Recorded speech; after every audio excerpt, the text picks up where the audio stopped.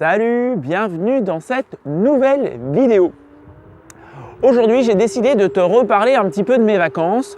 L'idée n'est pas juste de te parler de mes vacances, parce qu'on a bien compris qu'elles étaient passées et puis que nos prochaines vacances ne sont pas pour tout de suite. Je pense pour toi et pour moi, là, c'est un peu pareil. Je voudrais te parler de mes vacances parce que je me suis fait une réflexion en lien avec la préparation mentale, bien entendu. Quand je fais une vidéo, a priori, c'est quand même à la fin pour parler de prépa mentale. Je suis parti 15 jours en Corse avec ma famille. La première semaine, on était dans une location classique, plutôt dans le nord de l'île, où c'était très sympa. Voilà, on a visité, on avait notre guide, on avait acheté un guide là pour visiter les bons coins de Corse, voir voilà, les bons restos, etc., les jolies plages. Bon. Ce qui est très pratique, ce qui t'aide et tout. La deuxième semaine, on était en partie chez des amis corses qui sont originaires de là-bas, donc qui ne vivent pas à l'année là-bas, mais qui ont de la famille là-bas, qui ont des maisons de famille, qui ont des grands-parents là-bas.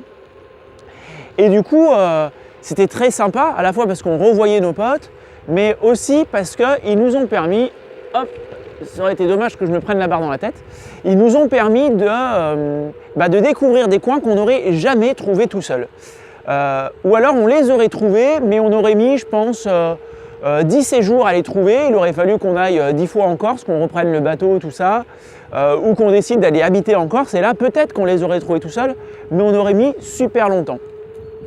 Et en fait, je me suis fait le constat qu'en préparation mentale, c'était pareil.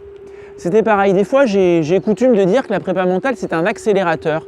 C'est-à-dire qu'il y a des choses qu'on peut trouver seul, sur la confiance en soi, la gestion du stress.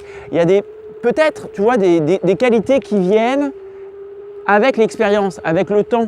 Peut-être que quelqu'un qui a 50 ans est plus à l'aise pour parler en public ou pour gérer sa prochaine compétition que quelqu'un qui a 20 ans.